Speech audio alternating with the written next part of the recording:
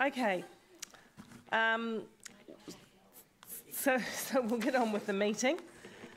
We've got a couple of apologies for lateness and one for Councillor Bunting may make it within the time of the meeting, he may not, but either way he'll be late, and Councillor O'Leary will be late. So move that those apologies be received. Councillor Casson, seconder please. Councillor Taylor, all in favour.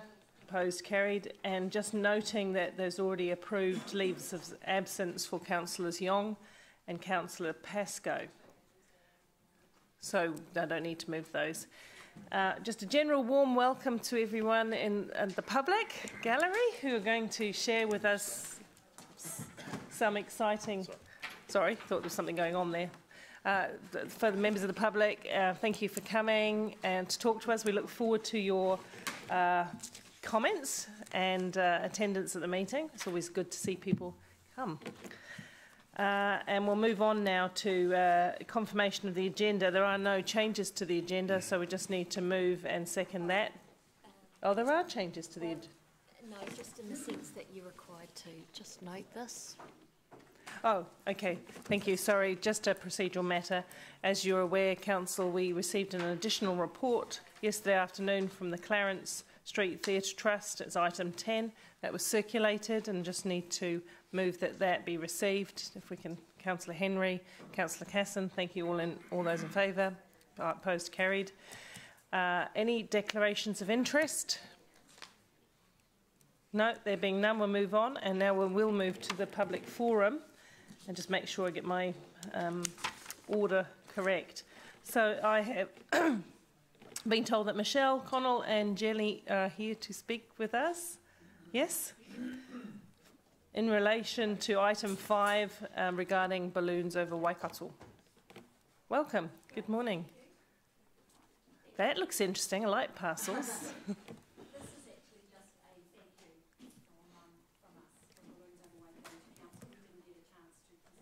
You need to just press the button. Oh, there we go. Good, thank you.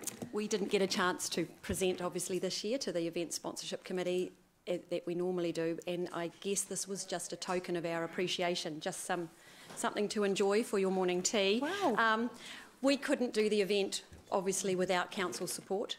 We're getting bigger and better, hopefully, every year, and you know, we greatly appreciate the support that council gives Balloons Over Waikato and keeping it growing and keeping it the iconic event for the city that it is. So really just a thank you from us, and hope you enjoy those. And, gluten-free, dairy-free. Oh, they're just delicious. No, just, yeah. We understand that there's, you know, lots of ways you have to slice up the pie, and we very much appreciate the chunk we get, and we acknowledge that, you know, it is a chunk. And so thank you all so much for considering Balloons Over Waikato. Yeah. It's all on tape, Martin, so we can't deny you. Well, thank you very much for the goodies, which are welcomed but totally unnecessary, but we do appreciate that. We just appreciate what the Balloons Over Waikato does do for Hamilton events, and are pleased to be able to support this iconic Hamilton event. So tell me, with the funding that you have now, you're planning good things for this year and next year, and it's all sorted? It is. We're in the middle now of sourcing our special shapes, which is always the quite a time-consuming process, but because they all come from internationally. So we're in the middle of doing that. Cool. We're refreshing slightly some aspects of the night glow, and it's year-round planning for the balloons. Really, there's a lot that goes into it. And yeah, we're really excited for next year and what it brings. Very good. Good. Any questions or from councillors in respect to that? No? No. I'm sure they all agree with me. A hearty vote of thanks to you. I have got a question, thanks. Just how's, in your estimation, how's it going with Balloons Over Waikato becoming an attraction for out-of-towners? I mean, like out of Waikato people, Auckland and further afield market. It's huge, actually, and we haven't been able to afford to do an economic impact survey for a number of years. However, we know that simply by reports back from moteliers and hoteliers, also from people on the ground, for instance, the University of Waikato did an activation last Night Glow, not this year, the year before, and they were astounded at the foreign students that were on the grounds and participated in that. And we know the reach that we get. We're pushing into Auckland with some of our marketing this year. We were with Getty Images as well, which was worldwide, and we were some of those photos were picked up through BBC, huge B Sky B, all of those big international channels. So there was 22 of those, 22 different countries picked that up. So we know that a big chunk of our audience comes from out of the Waikato as well. The interest from national media is growing year on year, and we can only take that as a really good sign that the interest nationwide in this event is just growing and growing. We've already been in discussions with TVNZ about also coming as part of their breakfast program for next year, which they're keen to do. Obviously that's never guaranteed until nearer the time, but we work hard to make sure it's on a national stage. Great, thanks. Thank you very much. Yes. How do you make money? Sponsorship and grants. That's all. So there's no entry fee for people, no. and the balloonists don't have to pay? No one pays. And I guess that's why we will never be able to stand on our own 2 feet, because everything we put into we get in, we put back into the event, and we pay for everything: the pilots' flights, their accommodation, their food. We pay for all the propane. We put on the Night Glow. We pay for all the gas. Yeah, so we actually pay for everything, and it's all through sponsorship and grants. And as a trust, obviously that's, we're not there to make a profit. We're there to put it all back into the event and grow it. And I suppose we have to compete with other international and other balloon type events, not many in New Zealand, of course, but... Yeah, and we've already, we have had discussions with international events too around doing some sort of a partnership, especially actually the Reno balloon event last year we had long discussions with those actually about, because they're the biggest free hot air balloon event in the world. They get about 100 balloons, so they're like a big version of us. So just looked at ways that they funded that and what they did, and it was really, really well worth it. Excellent, thank you. No further questions, and once again, thank you very much, and we look forward to the next event. It's always a pleasure to see the balloons up at that time of year. Thank you. Enjoy. Thanks. Thank you. Yeah, we just might. Yeah. Yeah, Andy might eat them on the next item. Thank you very much. And now the next people on our public forum part. And don't worry, we do not expect you to produce cake just to talk to us. So we've got. So Jason and the trustees from the Clarence Street. Bring. Oh gosh. Hey, okay. So councillors, we'll hear from Jason, and then we'll take questions, as you know, and we'll include any of the trustees may want to answer questions if it's pertinent.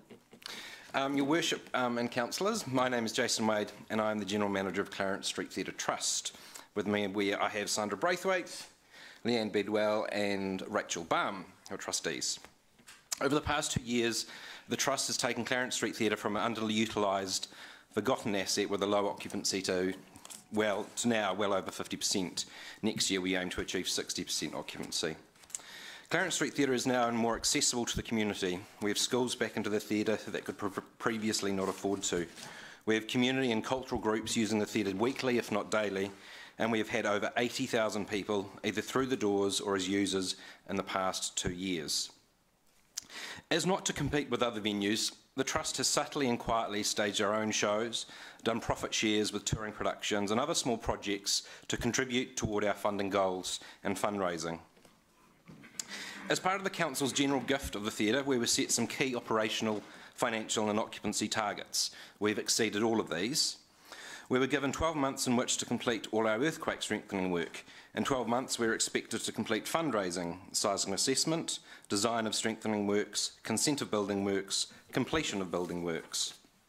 Recent examples of Meteor and Founders show that this should have been at least 2 years or longer. The importance of this expectation was that it was tagged to 150,000 plus GIST, which we could use for the strengthening. The Meteor has had this as part of their gift and have received it. We are at the point where we can proceed with this work now. From our full-size assessment, we discovered that, in fact, Clarence Street Theatre needs far greater work than we had originally understood to take it over the 67%, a figure benchmarked across New Zealand for public gathering spaces. This includes the foyer, auditorium, stagehouse. Despite this, the Trust are fully committed to strengthening the theatre and completing future upgrades. The time in which we do this will obviously be longer, and we'll be taking a staged approach. We acknowledge that we are only required to take the theatre to 34%, but for peace of mind, the trustees will over time look to get Clarence Street to a higher level. What we'd like to do now is to strengthen the back of the theatre that is the most used by children, community groups, an array of users, and this will take the theatre above the required 34%. We would like to strengthen the back of house areas, and we would like to do this now, with completion in early 2018, December 2018 at the latest. To do this, we request the already tagged 150,000 plus just. This is to be tagged the completion of this work by December 2018. We currently have the BCD group completing the designs and Kingston's quantity surveying assessing the costs, so we're confident we can have the strengthening work completed in this time frame. We do believe there will be a shortfall, but are confident we will acquire this through other funding means. To clarify, this is not a request for new money. This was agreed to be given to the Trust when it was thought our strengthening work was in fact far less than we have established. Clarence Street Theatre Trust believes it is an imperative that the theatre remains open to the public in a safe and sustainable way, and hope that you too can see its importance to the community. We thank many of the councillors who continue to support us, and Mayor Andrew for putting forward the motion of the request later in the meeting. Thank you. Thank you. Gosh, look at that. Oh, yeah. Perfect.